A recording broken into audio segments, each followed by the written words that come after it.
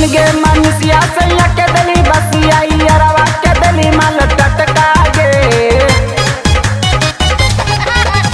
सुन गे मनुष्या सैया के दली बसिया अरवा के दली माल टटका गे। लगे बोलला पसैया के लागे गेलो तीतबारा बोलला पसैया के लागे गेलो तीतबारा तोरे दली दैया पसटका गे। बोलला पसैया के लागे गेलो तीतबारा तोरे दली दैया पसटका गे।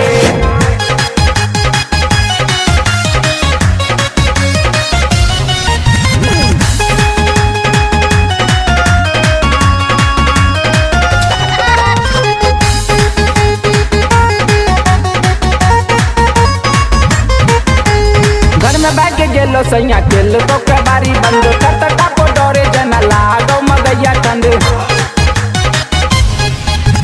घर में बैठ गेलो सैया केलो तो के बारी बंद करता टापो डोरे जना लागो मगैया ठंड। गलना आजारू के बात न पूछ कपार पकोड़ गली मटका गे।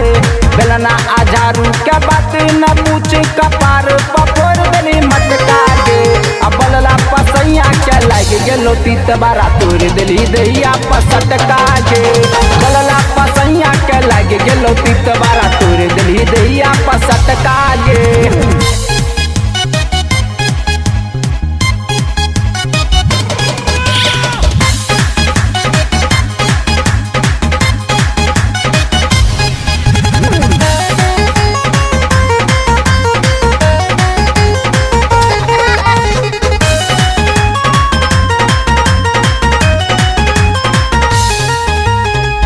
बेलो जैया चौड़ी गेली ससुरार गे। ससुर के गाड़ी एली केली नदी से मार गे। गौना बेलो जैया चौड़ी गेली ससुरार गे। ससुर के गाड़ी एली केली नदी से मार गे। बुढ़वा ससुर टुकुर टुकुर देखो भसुर के देले ही झटका गे। बुढ़वा ससुर टुकुर टुकुर देखो भसुर के देले ही झटका गे। बोलला पसैया के लागे गेलो तीतबारा तोरे दली दैया पसटका गे। बोलला पसैया के लागे गेलो तीतबारा तोरे दली दैया पसटका गे।